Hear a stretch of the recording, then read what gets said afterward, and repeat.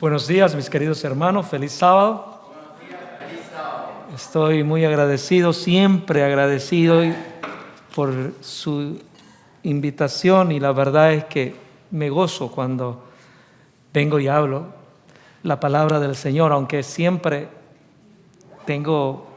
al subir aquí, siempre se lo digo, siempre hay un como miedo, ¿no? Como me siento así poco nervioso por lo que amerita estar aquí también. Hermano, es mucha responsabilidad estar aquí, ¿no?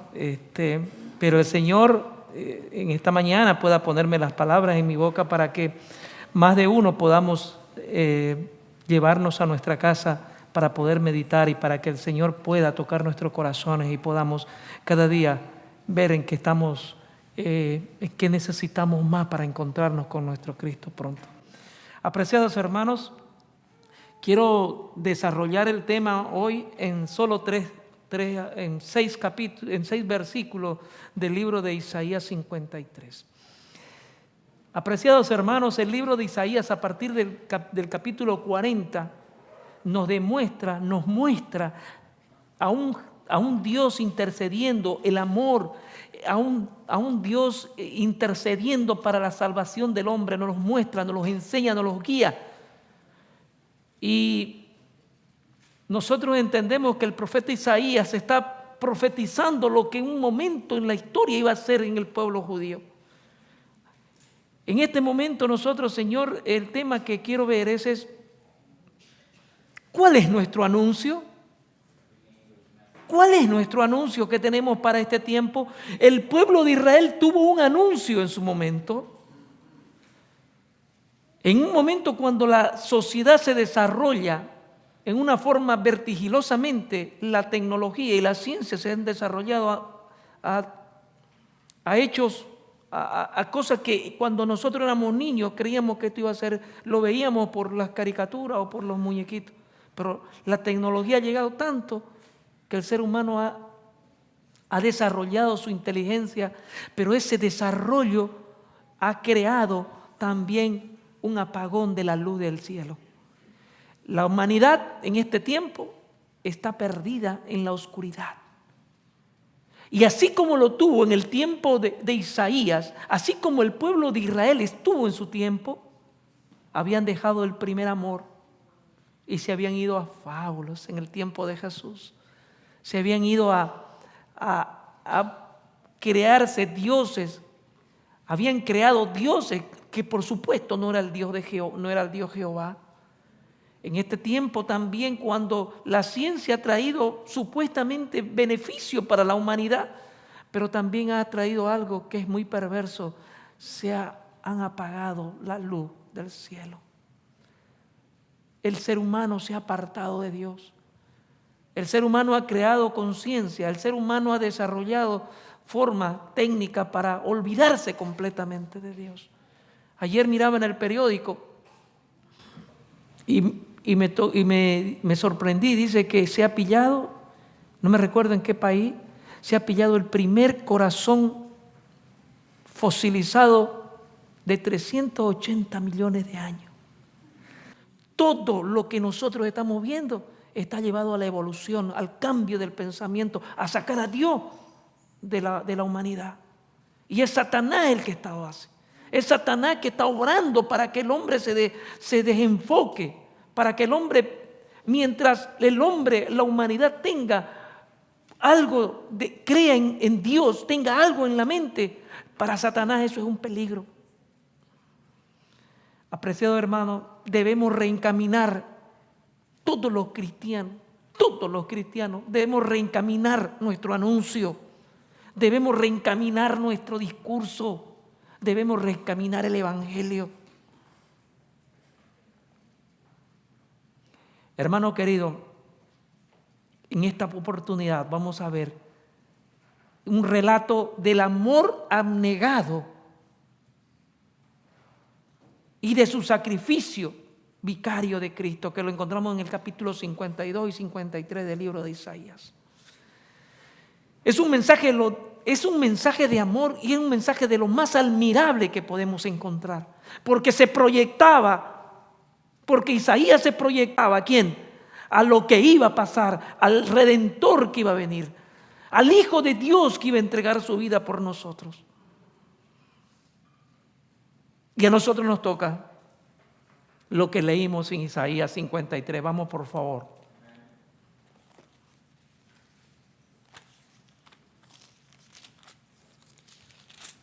(53:1) dice: ¿quién ha creído a nuestro anuncio? Si hubo una persona, si aquí Dios está diciendo ¿quién ha creído? ¿Por qué viene a ser esa pregunta? ¿Quién ha creído? Porque no hay creencia, porque hay duda, porque hay ¿qué? Porque han dejado a un lado el mensaje. Entonces, no solamente el mundo está perdido, estamos perdidos también en la iglesia. Porque ¿quién ha creído el mensaje puro que Dios nos dio? A ese mensaje puro, alguien decía esta mañana, a veces al evangelio le queremos aumentar nuestras propias experiencias, cuando el evangelio es puro y simple. Cuando queremos tergiversar, que es la pregunta, ¿quién ha creído? ¿Quién va a creer? Dice Isaías. Por supuesto, Dios hablando. ¿Sobre quién se ha manifestado el brazo de Jehová? Y empezamos a desarrollar una profecía. ¿De quién? De Jesús. Subirá cual renuevo delante de él y como raíz de la tierra seca. No hay parecer en él ni hermosura. Le veremos, mas sin atractivo para que le deseemos. Apreciado hermano, en el libro dice, continuando, y va haciendo una descripción de lo que iba a sufrir y lo que padeció Jesús en el versículo 3, despreciado y desechado entre los hombres, varón de dolores, experimentado en quebrantos, y cómo escondimos de él el rostro, y fue menospreciado y no lo estimamos. Pero muchos dirán, eso pasó allá. Eso pasó allá con los judíos. Pero el mensaje no es para los de allá. El mensaje es para nosotros.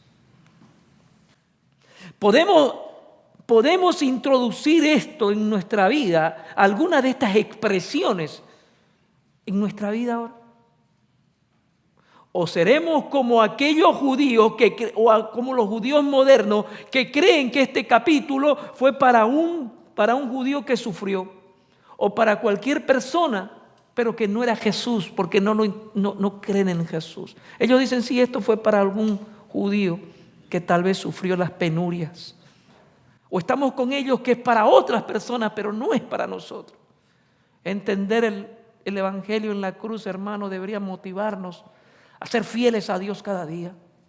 El evangelio de Dios tiene el propósito de santificarnos, hermanos. El evangelio de Dios no es solamente el conocimiento.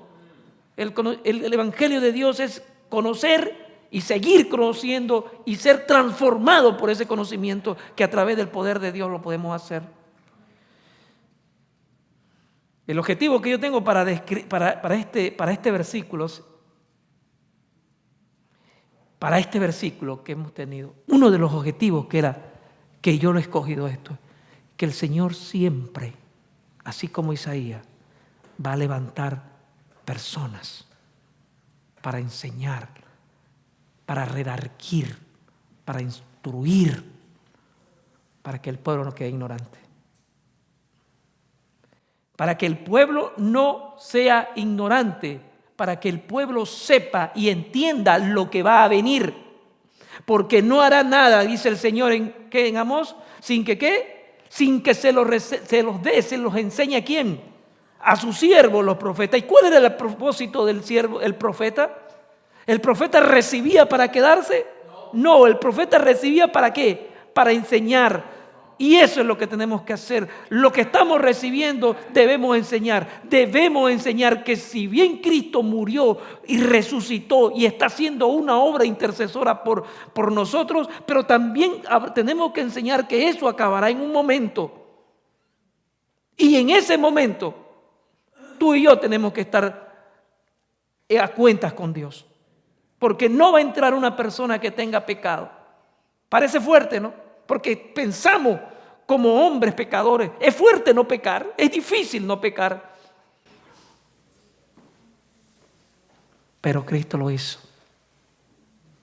Y nosotros, si nos aferramos a ese mérito, no porque nosotros podamos, sino porque Cristo puede, en nosotros seremos más que vencedores. Apreciado hermano, en este momento la incredulidad que se está reflejando en el capítulo 53, versículo 1, dice: el profeta lamenta la incredulidad de la gente y anuncia el sufrimiento de Cristo. ¿Hay incredulidad? Apreciado hermano, es increíble, pero nuestra iglesia, los que nos denominamos adventistas, ¿no?, del séptimo día, hay incredulidad. Porque han creado a un Dios a su imagen, porque han creado un Dios a su conveniencia. Y eso es incredulidad. Porque no dejan que el evangelio eterno, porque no dejan que el evangelio completo pueda hacer una transformación en su vida. Yo quiero ser cambiado, pero hasta aquí. Yo quiero ser cambiado, pero hasta aquí, porque aquí me gusta, y lo siento, pero también debemos ver esto, que a nuestros hijos, amo a mis hijos, pero también tengo que enseñarles que primero tiene que estar el reino de Dios y su justicia. Es lo único que puede transformar nuestra vida. Aceptar a Jesús como nuestro Salvador, pero no desde ese punto de vista humano, no desde ese punto de vista que ha creado un Jesús. Ahí nosotros lo vemos cada Semana Santa, a un Jesús muerto, y que miles de personas van pero después, ¿qué? Eso no es una transformación, eso no es una santificación, sin la cual nadie verá al Señor. La santificación va creando en el ser en el humano un nuevo ser. Va creando un ser semejante al carácter de Cristo. Apreciado hermano, ¿quién ha creído nuestro anuncio? ¿Y quién va a creer nuestro anuncio ahora? ¿Cuál anuncio? El anuncio anterior era que Cristo venía a redimir al hombre del pecado. Ahora, ¿cuál es mi mensaje? No solamente tengo que explicar que Dios vino y quiso redimir el pecado del hombre, también tengo que decir que Cristo está por venir. Y tú tienes que estar a cuentas con Él. Apreciado hermano, continuando en el versículo dice: ¿y sobre quién se ha manifestado ese poder? Dios tiene poder para qué. Sigo el versículo 1. ¿Y sobre quién se ha manifestado el poder de Jehová? El brazo de Jehová. El brazo de Jehová aquí está meditando por eso es un instrumento mediante el cual el hombre ejecuta las obras. Aquí se revela el brazo, es decir, el poder de Dios que tiene ¿para qué? Para salvar al ser humano. Tiene poder Dios para salvar algo. Nunca ha sido el propósito de Dios de que el hombre se pierda. ¿Fue propósito de Dios de que Faraón se perdiera? No fue el propósito de Dios que se perdiera Faraón. Se perdió por sus propias concupiscencias, por su incredulidad. Porque no se agarró ¿a quién? Al brazo de Jehová. Y Jesús mismo hace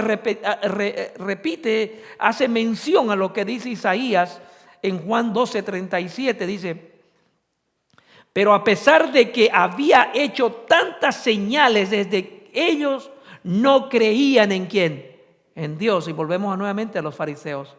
Dios está trabajando con su pueblo, el pueblo está mirando que Dios está haciendo hechos que el ser humano no puede hacerlo, que solamente el Mesías podía hacerlo. El pueblo judío estaba mirando, estaban observando, pero también estaban observando ¿para qué? Para no creer en Él. Dice el 12:37, para que se cumpliese la palabra del profeta Isaías que dijo: ¿quién ha creído nuestro anuncio? ¿Y a quién se ha revelado el brazo de Jehová? Por esto podrías creer, pero por esto no podrían creer, porque también dijo Isaías, cegó los ojos de ellos, endureció su corazón para que no vean con los ojos y entiendan con el corazón y se conviertan y yo los sane. Entonces alguien me podría decir, entonces Dios lo arbitrariamente escogió personas que se vayan a salvar o personas que Él le cerró los ojos. De ninguna manera. El ser humano cierra sus ojos, el ser humano cierra su corazón por su propia decisión. El Señor está presto para ayudarlo, pero es el ser humano el que se rebela contra Dios. Apreciado hermano, ¿qué pasó con Judas? El Señor esperaba que Judas se arrepintiese. El joven rico, Jesús esperaba que ese joven rico sea su discípulo, porque tenía cualidades. Faraón, pero como el joven rico y Judas y Faraón tomaron sus propias decisiones. Como el joven rico crearon dioses a su manera. Como el joven rico quisieron crear un Dios que sea de su conveniencia. Y estamos en las mismas hoy. Queremos ser cristianos. El mundo está lleno de cristianos. El mundo está lleno de cristianos. Pero no están verdaderamente esos llenos, esos cristianos, no están convertidos. Y nosotros estamos convertidos. Esa iglesia está llena, ese mundo está lleno de cristianos que han escuchado de Dios. ¿Y qué dice Santiago? ¿Qué dice Santiago? Sobre aquellos que conocen, que escuchan de Dios, que hasta los demonios creen.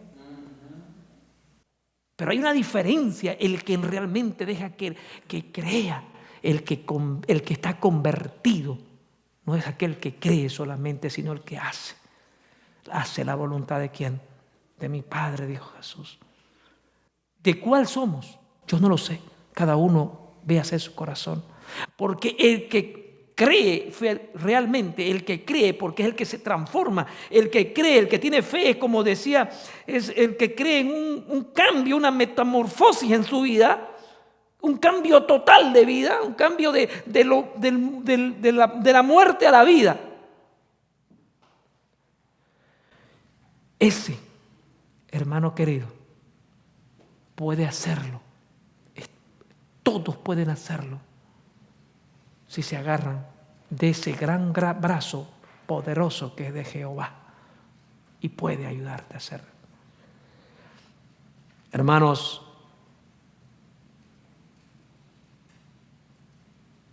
yo dice, entonces continuando, por si alguien tiene alguna duda, Dios no hace excepción de personas. Él vino para que, Juan 1:10, Él vino, y 11, Él vino para que todos los conocieran, pero el mundo no los conoció por sus propias concupiscencias. Los fariseos se empeñaron ¿en qué? En destruir todo lo que Cristo vino a hacer al mundo. Su odio empezó de los fariseos contra Dios y empezaron a crear su propio camino cuando Jesús, desde el inicio de Jesús, los apartó. ¿Saben cuándo fue esto? ¿A quién se le dio el mensaje que Cristo había nacido? ¿A quién se les dio? ¿A los fariseos, a los escribas? A los que supuestamente tenían que ser ellos los responsables y no eran porque no conocían. Desde ese momento, porque su corazón no estaba preparado para aceptar el mensaje. Y de ese momento empezaron a tener un odio a Jesús porque se dieron cuenta que Dios los había pasado por encima. Porque su corazón no era correcto, porque su corazón no era recto ante Dios. Dice,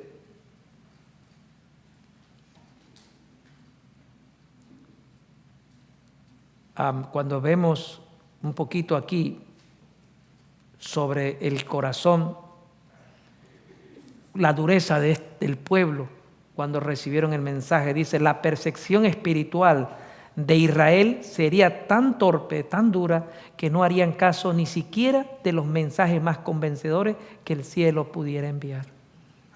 Estaba tan duro el corazón, por eso se rebelaron contra Dios. Se habían creado otros, yo digo otros dioses, porque cuando no crea, porque el que no cree en Jehová, como dice la Biblia, como nos dice la palabra de Dios, es otro Dios. No es el Dios de que nosotros debemos amar, es otro espíritu. Dice, la situación sería similar a la de Faraón cuando endureció su corazón y rehusó cumplir con el mensaje de Dios presentado por el siervo Moisés. En los días de Isaías no fue Dios quien cegó los ojos del pueblo o endureció su corazón. Ellos mismos provocaron esa situación por haber rechazado las advertencias que Dios les enviaba. ¿Qué? El ser humano es el que crea su propia decisión, su separación. Dios no se deleita con la muerte del impío y hace que todo lo posible para apartarlo de sus malos caminos, a fin de que pueda vivir y no muera.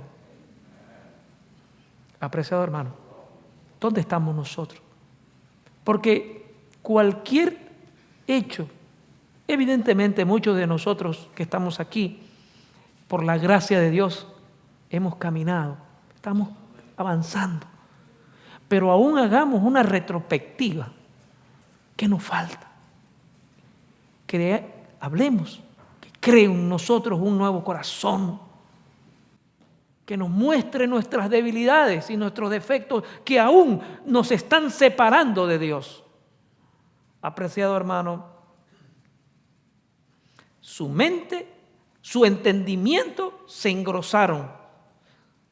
Con referencia al endurecimiento del corazón, Éxodo 4:21 dice, de la misma manera el endurecimiento del corazón de Faraón en ninguna manera fue un acto de Dios, sino más bien una elección deliberada del rey. Patriarcas y Profetas 272.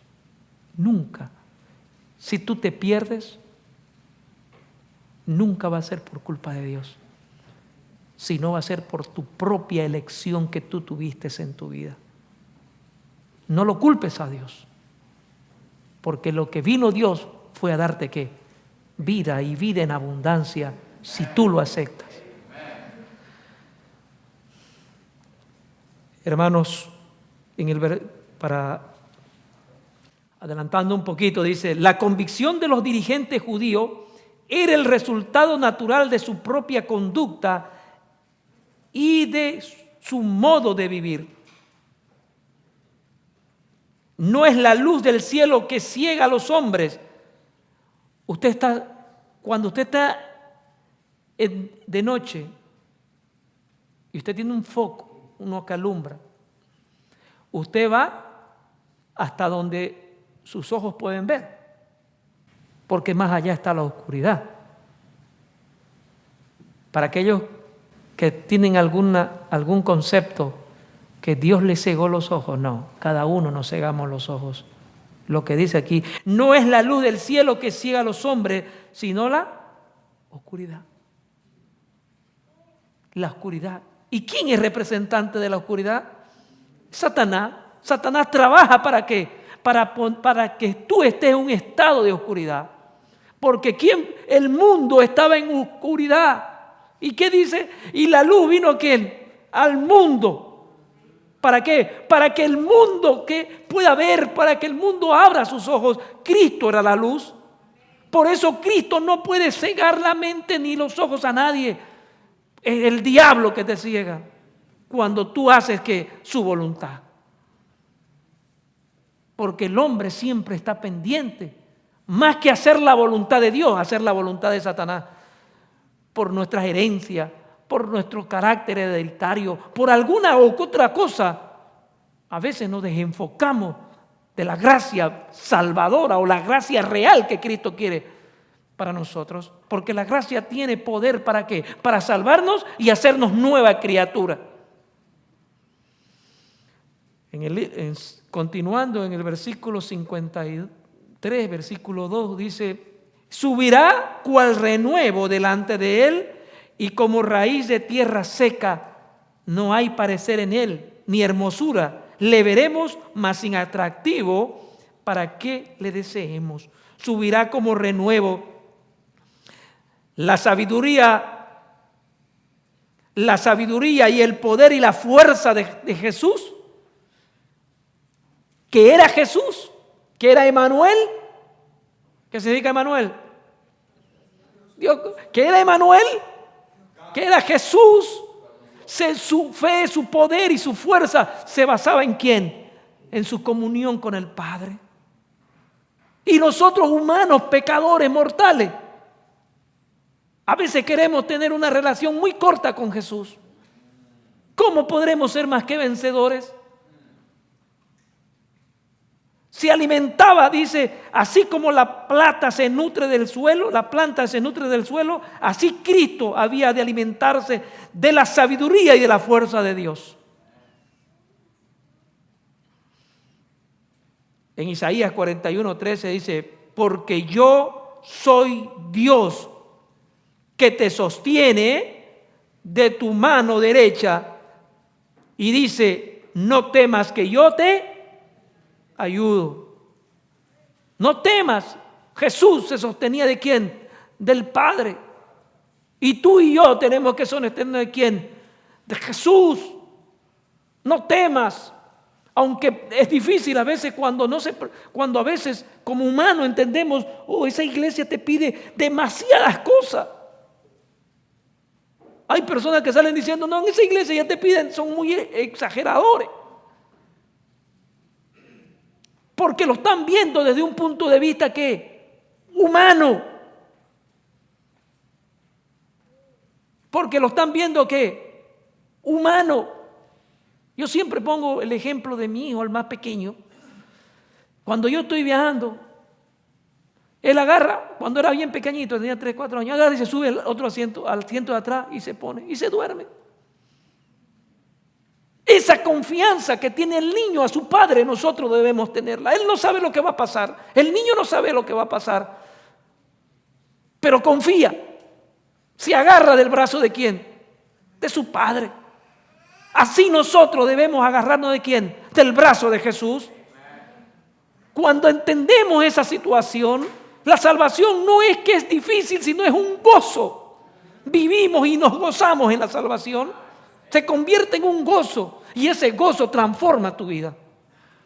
Pecar, no pecas, porque si querés pecar, el Señor en tu mente está grabada que la ley. Entonces sí, ya no necesita, como el pueblo de Israel estaba en qué, estaba en tabla. Entonces yo cuando me voy de la tabla, si no estoy junto a las tablas, si no las llevo a las tablas, ahí me olvido. Pero si cuando está en mi mente, es diferente.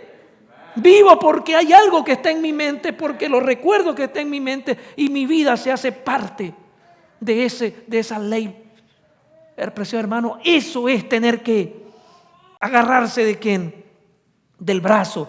Como cuando aquí lo decía, subirá como renuevo. Jesús se agarró, vivió, respiró, su fuerza venía ¿de quién? De Dios.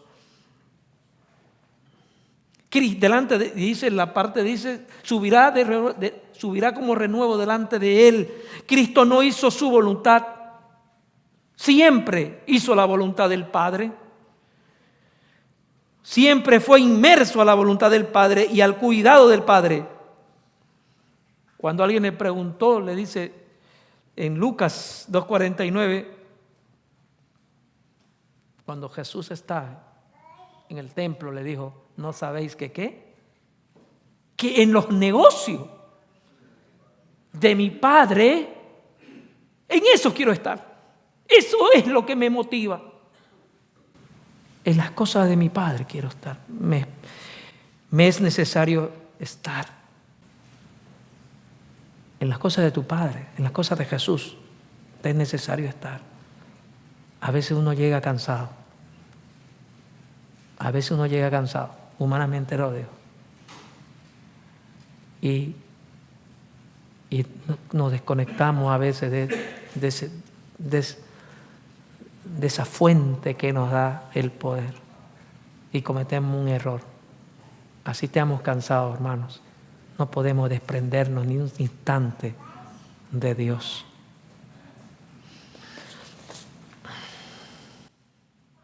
Apreciado, la dependencia de Jesús al Padre, según Juan 1:5-19, dice, en Juan 5:19 dice, no puede el Hijo del Hombre hacer nada de sí mismo, sino lo que ve, eso hace.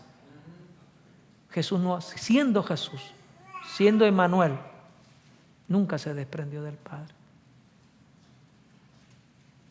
Oh Señor, dice Jesús cuando vino, no había parecer, no tenía nada que llamase la atención en una forma extraordinaria. Él vino como un hombre. Ahora, un carácter extraordinario, por supuesto. Su carácter era semejante al Padre. Pero en su forma física, Él no tenía que, porque si Él venía con algo extraordinario, la gente lo iba a seguir. Lo iba a seguir porque por ese algo extraordinario. El mundo está, cuando ven a alguna persona, salen en los periódicos, salen en la televisión, a alguien, una mujer, un hombre extraordinario, la gente quiere estar ahí porque es extraordinario. Pero cuando las personas son normales, tendremos 1 o 3 o 4 amigos a lo mucho, porque no tenemos nada extraordinario según las personas. Pero Jesús tenía algo que el hombre no podía ver a simple vista. Era un carácter perfecto ante Dios, porque se gozaba en hacer lo que el Padre le decía. Los dirigentes judíos no encontraron carácter de Jesús más atrayente, o sea, lo veían como cualquier judío, aún peor, porque Él les estaba diciendo muchas verdades que ellos no querían decir, que ellos no querían ver. Los hombres no debían ser atraídos, dice Deseo de toda la gente, página 14. Los hombres no debían ser atraídos por Cristo por despliegue de gloria sobrenatural, sino por la hermosura de una vida piadosa.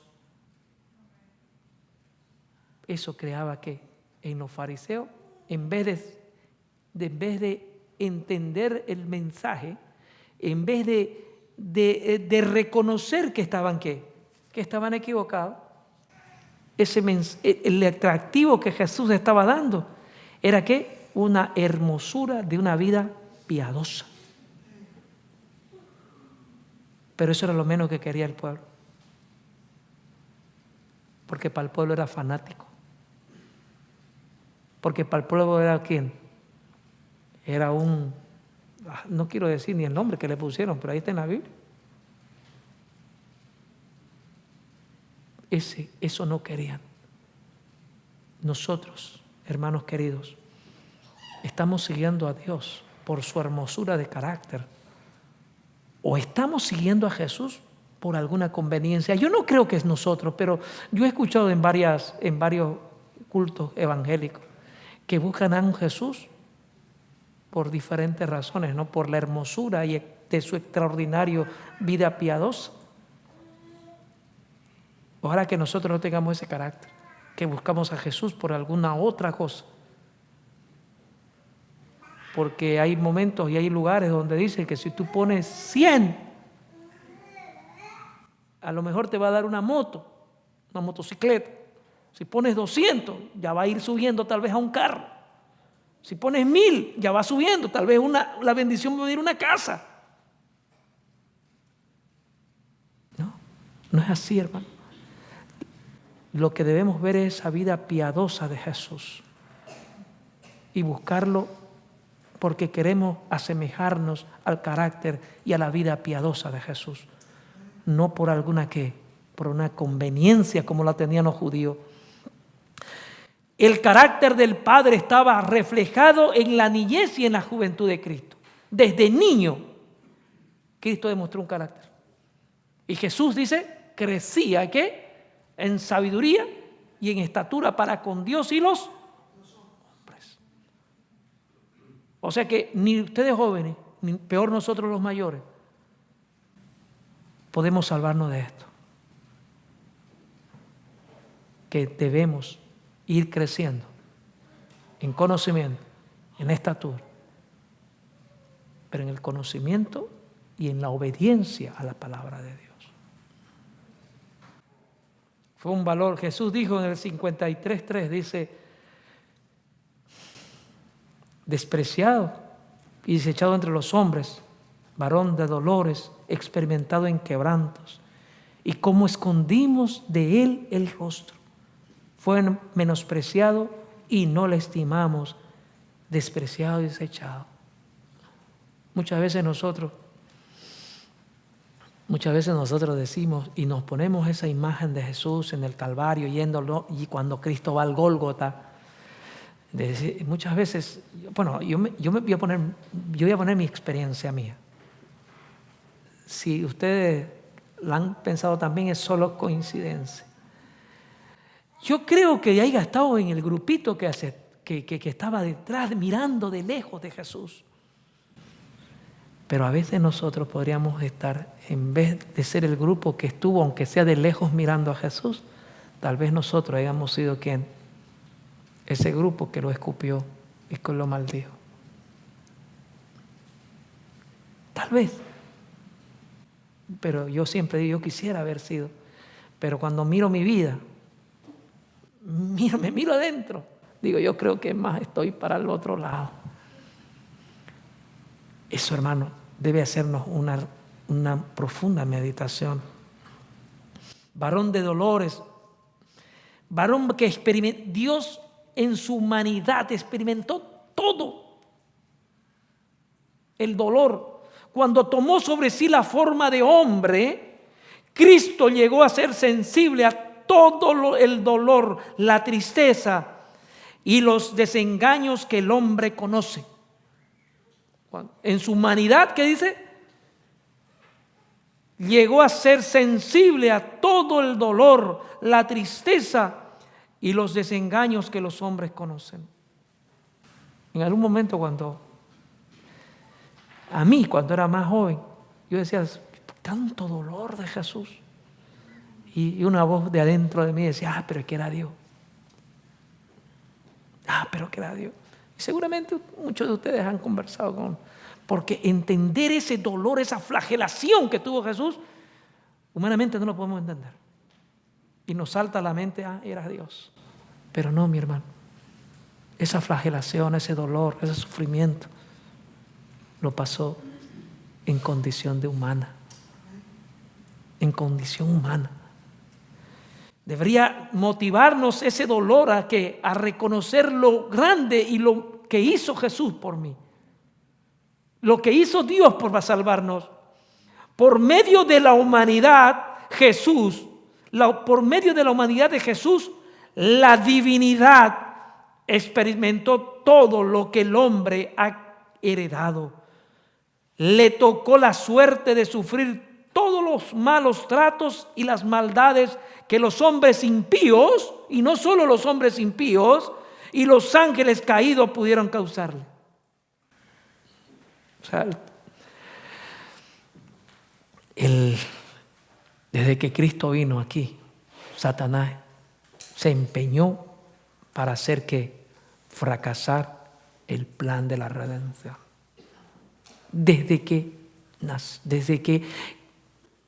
Lo último que yo tengo, que lo que yo sé, es que cuando le estaban dando en ese momento Jesús en el Calvario, cuando se le está dando vinagre,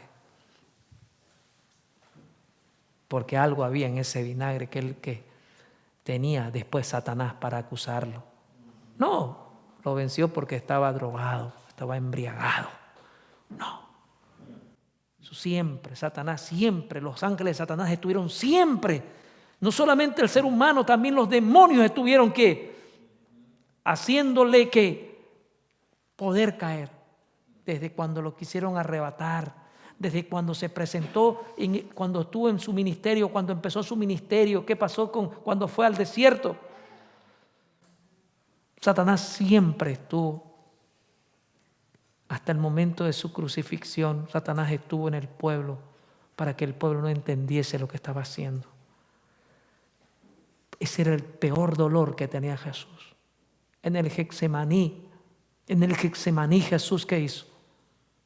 No podía ni pararse. Los discípulos tuvieron que agarrarlo. Porque el dolor era tan fuerte. En el libro de Deseo de toda la gente, permítanme leer esta parte que quiero compartir con ustedes. 637 dice así. Imagínense lo que Jesús está padeciendo en el Getsemaní.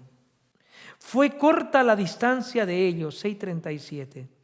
No tan lejos que lo pudiesen ver y oír, y cayó postrado en el suelo. Sentía que el pecado le estaba separando ¿de quién? Del Padre. Ese era el dolor de Jesús.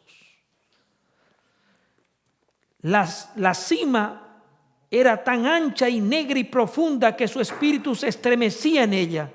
No debería ejercer su poder divino para escapar de esa agonía.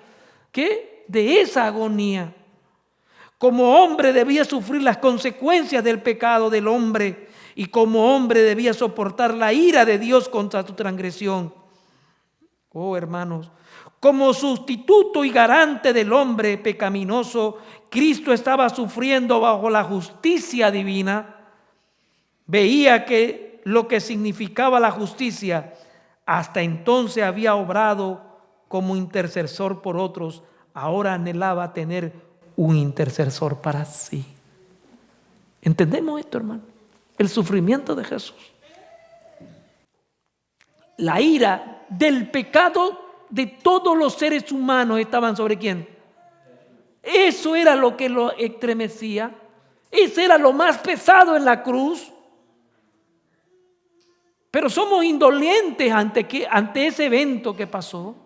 Y seguimos en nuestra vida. Y seguimos viviendo una religión que la hemos hecho nosotros, no la religión de la Biblia. Porque muchos de aquí salimos y vivimos como siempre.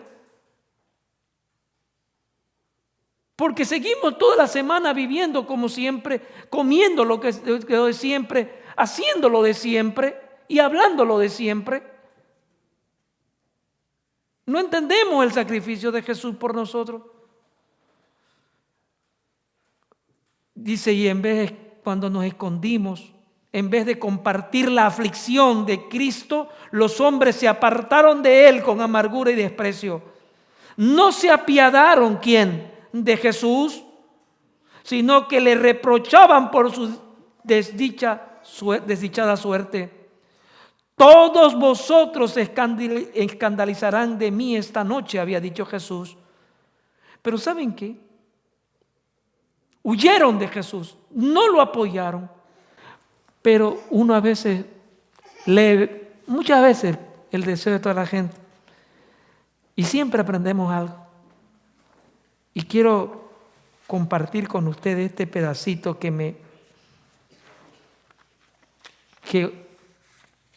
me gustó y quiero compartírselo. 646 del deseo de toda la gente. Escuchen lo que dice.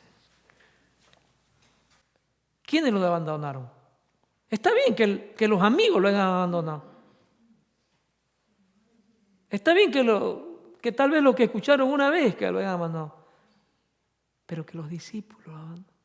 Pero que a los que él amaba lo abandonen. En ese momento cuando él necesitaba más cuando él necesitaba más apoyo, más oración. Pero esto que voy a leer a muchos les va a tocar hasta el fondo. A mí me lo hizo, no sé. Los discípulos quedaron aterrorizados al ver que Jesús permitía que se le prendiese y atase. ¿Cómo quedaron los discípulos? Quedaron aterrorizados al ver que Jesús ver que Jesús permitía que se le prendiese y atase. Permitía porque sí, Jesús permitió, porque había un poder que podía que inmediatamente una legión de ángeles se encargar de él, o por el poder de su palabra. Entonces los ángeles los discípulos habían visto muchos milagros. Dice, los discípulos quedaron aterrorizados al ver que Jesús permitía que se le prendiese y atase. Se ofendieron. ¿Quién? Se ofendieron. ¿Quién? Los discípulos. Es como que yo ofenda a una persona y yo todavía salga ofendido. ¿Me debo entender? Yo ofendo a una persona y el más bravo soy yo. Se ofendieron. Se ofendieron porque sufría esta humillación para sí y para ellos. ¿Y para quién? Se ofendieron porque ahora esto es una humillación, no solamente para Jesús, sino para mí, que yo he estado con Jesús, que yo he participado en los milagros, que yo he estado cerca de los milagros. Tal vez eso razonaron ellos. No podían comprender su conducta y le inculpaban por someterse a la turba, y ahora lo culpan a Jesús por entregarse. Ahora viene, escúchese, en su indignación y temor, o sea, estaban bravos y con miedo. Pedro, anótese eso, Pedro propuso que se salvasen a sí mismo siguiendo esta sugestión. ¿Qué le dijo Pedro? Váyanse, huigan, porque aquí van a estar, ¿qué? Corren peligro. Todos los discípulos huyeron dejándole, pero Cristo había predicho esta deserción. Pedro le dice a los demás, huigan, sigan ese consejo, huigan. ¿Cómo puede ser Pedro? Ese Pedro ¿qué hacía? Que no había sido mucho, que había dicho, no, si todo esto yo no, yo me quedo contigo. Así le digo, yo no, ellos no, son ellos, no yo. Esa justicia propia, ¿no? Nos puede pasar a nosotros también. No son aquellos hermanitos los que se reúnen en el día del sol. Nosotros no. Pedro. Apreciado hermano, este dolor que pasó Jesús, no lo compartió. Y ni sus discípulos pudieron estar en el momento cuando él más lo necesitaba. Él no necesitaba que, como Pedro, saque la espada para cortar. Lo que él necesitaba era un alivio, una oración, orar por él. Y él ciertamente llevó nuestras enfermedades y sufrió nuestros dolores, y nosotros tuvimos por azotado, por herido y abatido.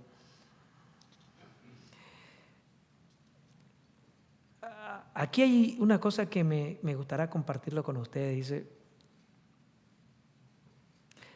Cristo sufrió en lugar de todos, tomó sobre sí el dolor, la humillación y el maltrato que nosotros merecemos. Deseo a toda la gente de 16.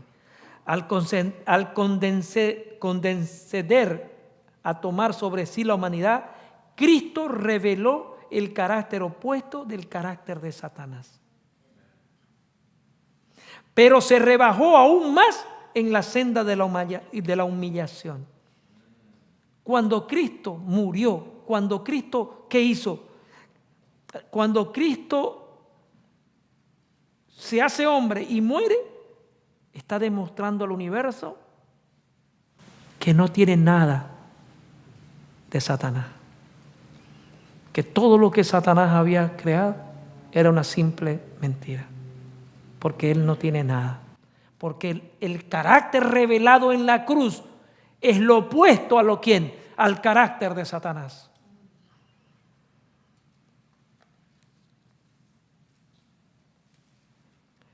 Y fíjense que Satanás nunca duerme y nunca va a dormir, incluso con nosotros. Y yo creo que más. Satanás, la sierva del Señor, dice que los que están allá afuera, ellos están afuera. Pero él ataca ¿a quién? Él va y está pendiente sobre aquellos guardadores del sábado. Así que tú tienes que estar en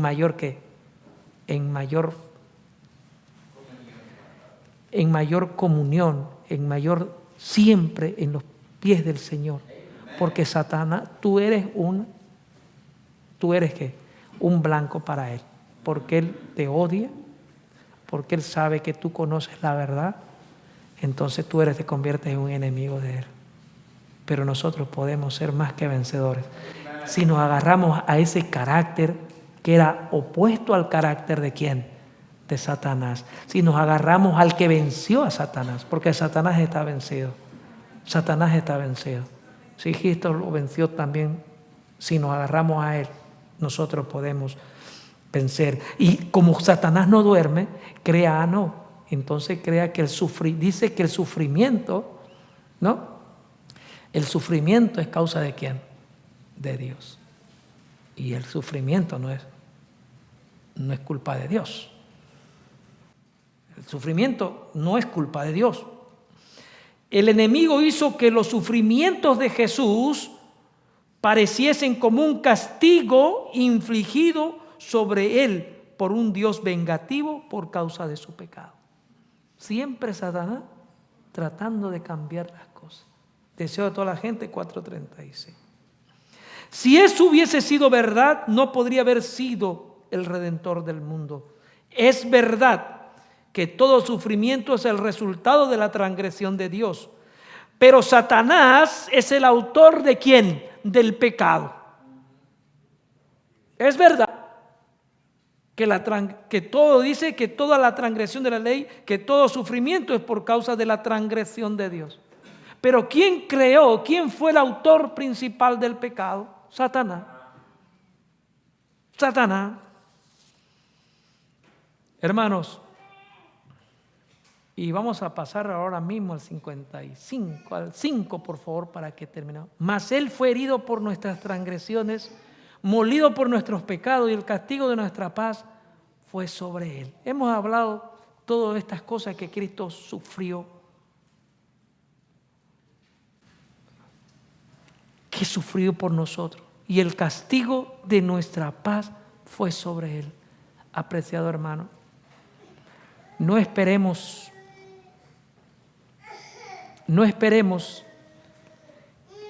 estar en el cielo para gozar la paz de Dios.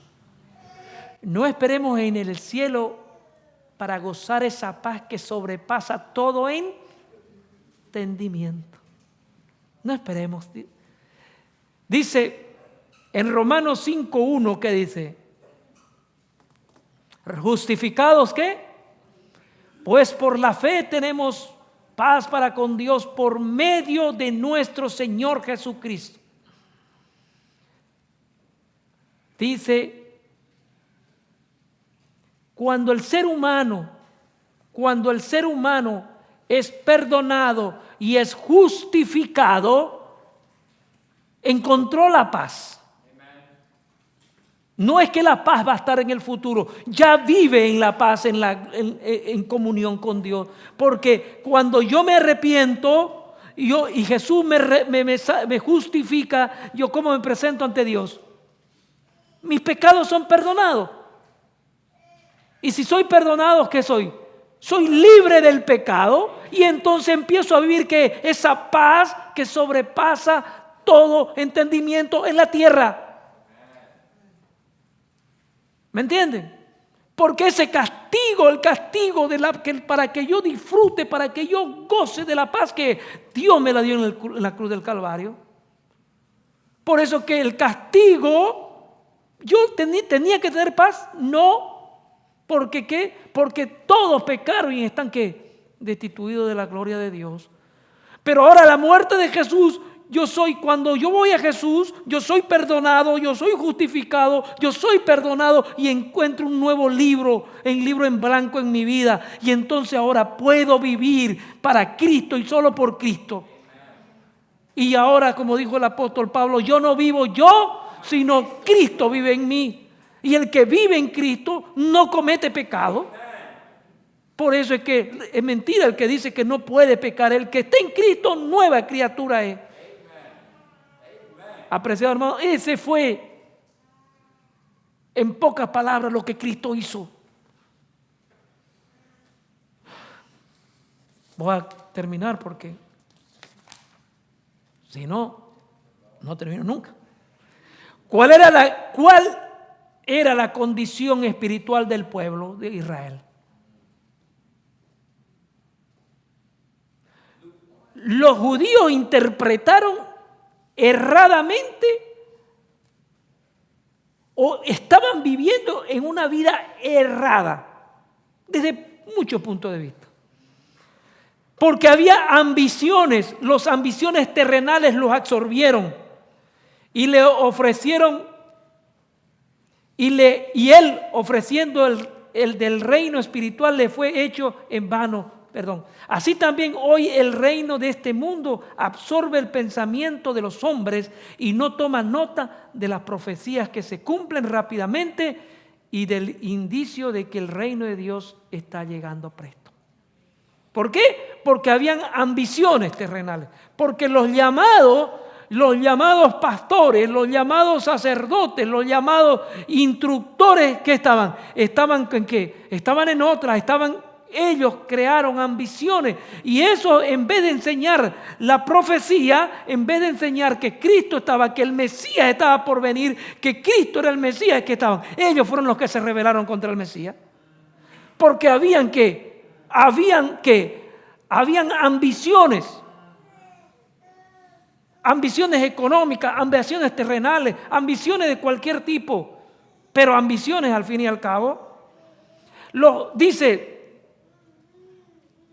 Los sacerdotes y ancianos de Jerusalén no estaban tan ignorantes. Deseo a toda la gente 44. Los sacerdotes y los ancianos de Jerusalén no eran tan ignorantes acerca del nacimiento de Cristo como lo esperaban.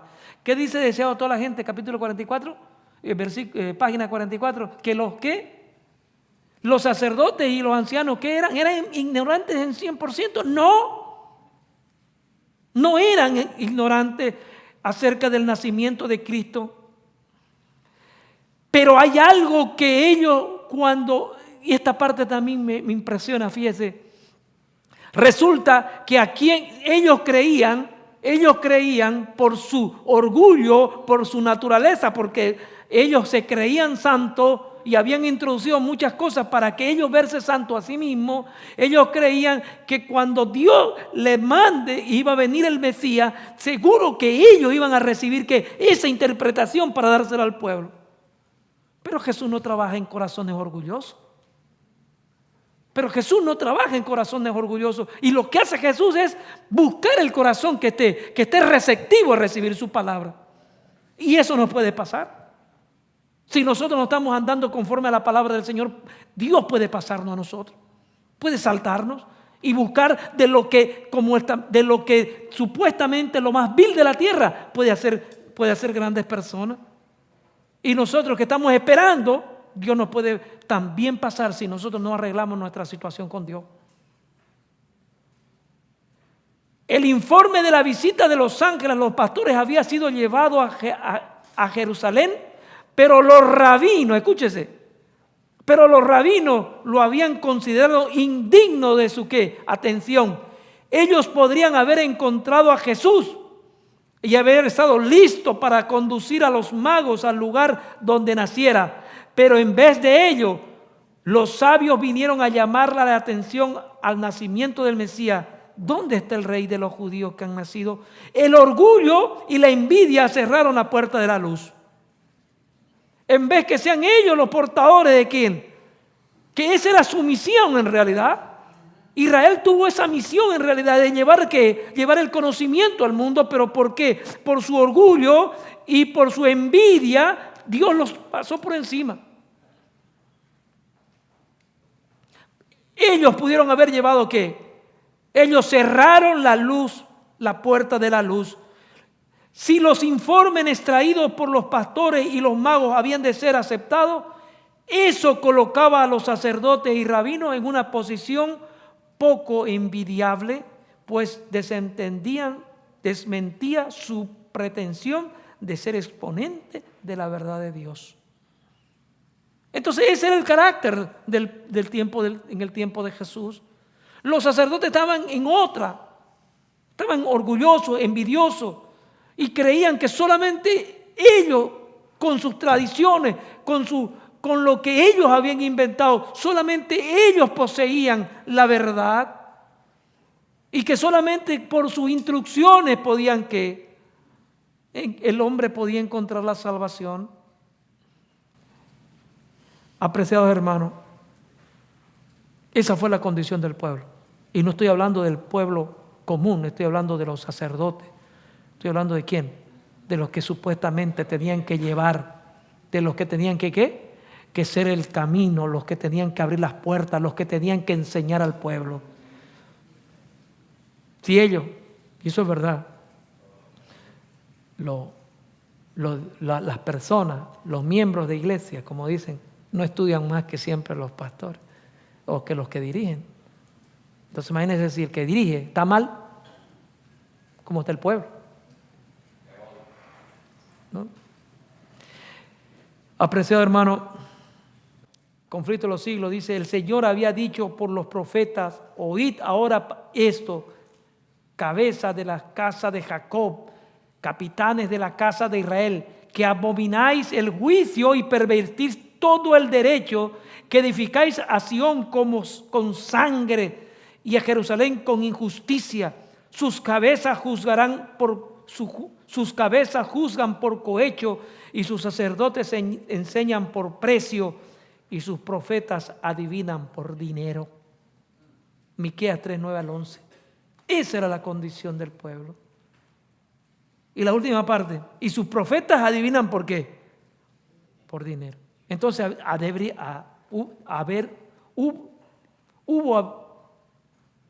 hubo entonces en ese tiempo muchos profetas, porque si se adivinaban por dinero, ahora hay hartos profetas. Ahí yo veo el letrero, la sanadora de amor, no sé qué, son un montón. Son profetas de Baal, si son, no son profetas de Dios. Van y le leen las cartas, ¿por qué? Porque se quiere casar con tal, o se quiere comprar un carro, o este la quiere, o esta no la quiere. Vayan al profeta, le vamos a decir profetas de Baal. Hasta ahí había llegado el pecado. ¿Cómo pues Dios iba a dar esa gran noticia a ese tipo de persona cuando estaba su corazón corrompido? Estas palabras dan una idea cabal de cuán corruptos eran los moradores de Jerusalén y de cuán justos se consideraban.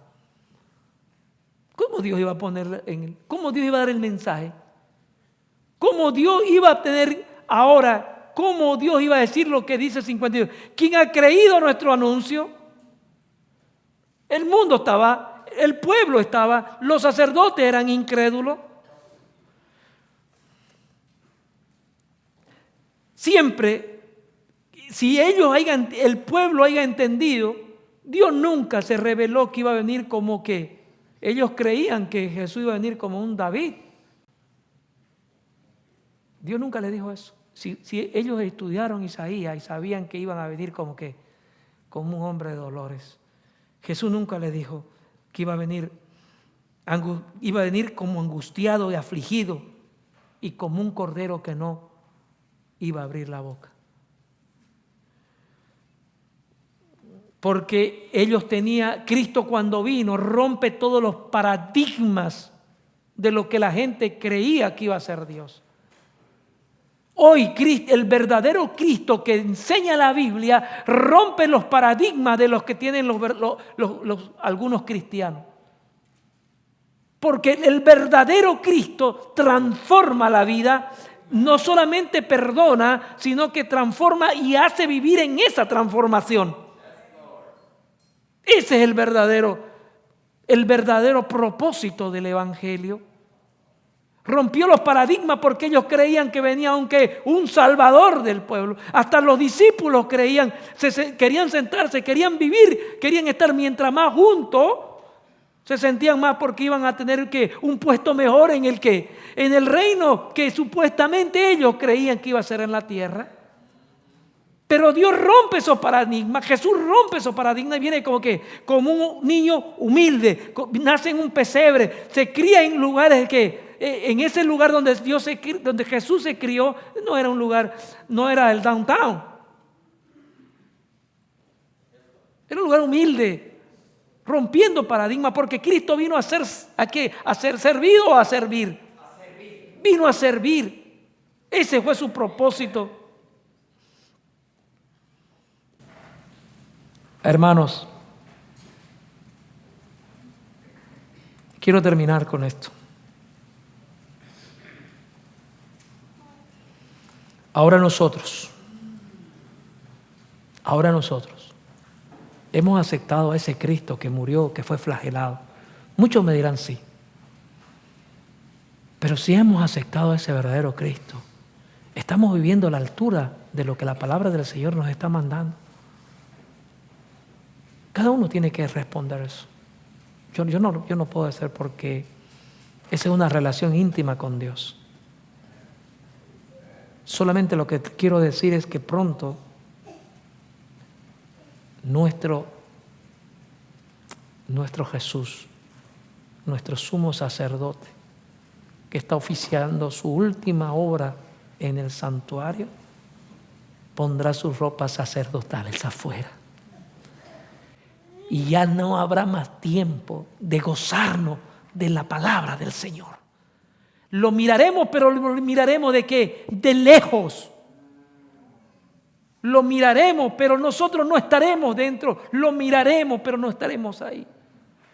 Apreciado hermano, yo quiero ser lo que dice en el versículo 11. Verá el fruto de su aflicción de su alma y quedará satisfecho. Yo quiero ser esa persona que Jesús diga, yo estoy satisfecho porque gracias a la voluntad porque hizo caso, porque obedeció la palabra, porque obedeció la ley, porque se agarró del brazo poderoso de Dios. Ese es mi fruto.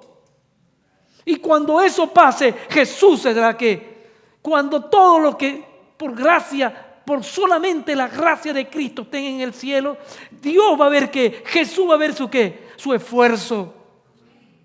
Y yo quiero ser parte de ese esfuerzo. Yo sé que tú también quieres ser parte de ese esfuerzo. Apreciado hermano, pero ¿cuál es el anuncio que tenemos? Si dice sí, ¿quién ha creído el anuncio? El anuncio es que Cristo está pronto a venir. Y que viene a llevar a su pueblo. Y viene a tomarse a Él mismo. Aunque tú creas que es difícil, hay un plan de Dios para rescatarte y para perdonarte. Aunque tú creas que se está cayendo el mundo, Dios te va a sostener por el brazo del poder que tiene. Y tenemos un solo camino. No tenemos dos caminos. No tenemos más caminos. Jesús lo dijo en el libro de Juan. Yo soy la puerta el que por mí entrare será salvo. Yo soy, dicen, y sigue hablando en San Juan, yo soy el buen pastor que da la vida por sus ovejas. Yo la di. Yo soy el camino, la verdad y la vida. Apreciado hermano, tan fácil es la salvación. Lo más difícil fue hecho. Lo más difícil fue hecho. Cristo lo hizo lo difícil. Y me da a mí la oportunidad de que solo aceptando a Cristo y entendiendo la gracia transformadora, la gracia no es solamente que Cristo murió, la gracia va más allá. La gracia me prepara, me santifica y me llevará hasta el cielo. Hermano querido, Eclesiastes 12:13, ustedes lo saben lo que dice. Eclesiastes 12:13, ahí está. El fin, todo esto que hemos hablado, todo esto, lo que venimos hablando todo tiempo, el fin de todo discurso oído es este. Óiganle, teme a Dios y ¿qué? Guarda sus mandamientos, porque eso es todo del hombre. Y ahora viene algo, porque Dios traerá a juicio todas las obras, juntamente sean buenas como sean malas. Habrá un juicio y ahí cada uno compareceremos como si fuera no haya otra persona. Nuestro caso es individual, como que no exista más personas. Vamos a ser examinados. Es difícil, como humanos creemos que es difícil, pero Dios nos da ese poder para vencer. Y he aquí, dice Apocalipsis 22:7, yo vengo pronto y mi galardón conmigo. Pronto. Se habrá acabado el tiempo, acabará la obra de intersección. Porque el tiempo de gracia terminará en una forma que tú no lo sabes ni cuándo. Pues mi decisión ahora es servirle a Dios. ¿Cuál es mi decisión? No solamente ver a Jesús muriendo en el Calvario. Mi decisión es ahora ver que Jesús está pronto a venir y viene por mí. Si algún hermano quisiese, que necesite que estas palabras le han introducido en su corazón y quiere que oremos por él, puede pasar por adelante. Vamos a orar por él. El pastor nos va a ayudar con una oración. Sí. El que quiere pasar, vamos a orar por él. El que cree que todavía le falta algo. El que cree que todavía necesita algo para estar en comunión con Dios. El que cree que hay pecado en su vida. El que cree que todavía no ha alcanzado el ideal perfecto. Hoy acepta. Yo necesito que oren por mí también. Pasemos y aquí oremos entre todos. El que pueda, pésese. El que quiera tomar una decisión por el que no se ha bautizado también, no ahora, tómese una decisión para que pronto también pueda conocer a Jesús, para que pueda entender y gozar de la paz que sobrepasa todo entendimiento. Pastor.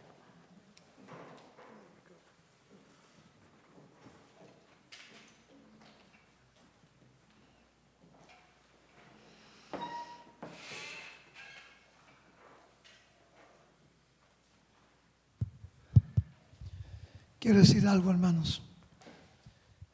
Antes del hermano Samuel llamarme, yo iba a venir acá. Iba a venir, así como un lindo grupo acá se ha parado. ¿Saben por qué, hermanos?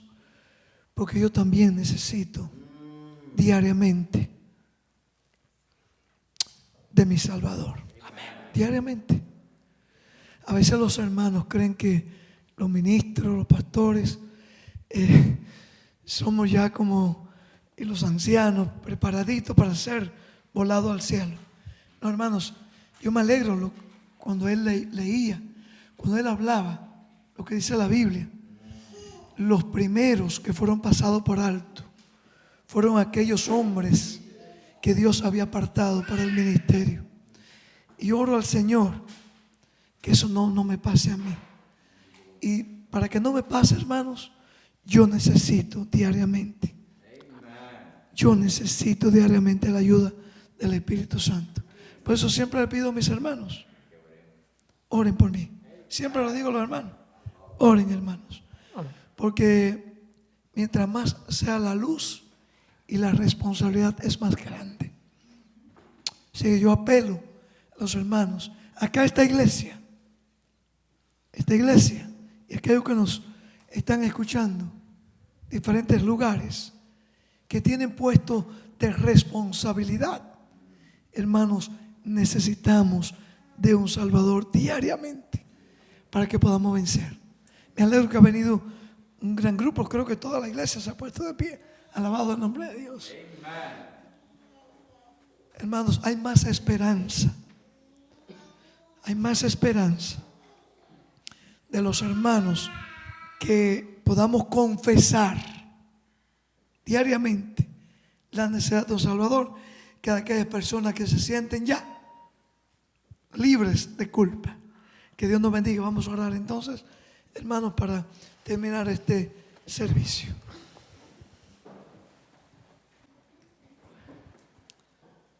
Amante Padre que moras en los cielos y en el corazón de los humildes. Oh Padre, ojalá que siempre podamos escuchar a tu llamado. Que diariamente, Padre, podamos rendirnos en tus brazos de amor. Y que así como se había profetizado en tu palabra, Isaías 53:1, ¿quién hará este anuncio? Padre, ojalá ¿quién escuchará?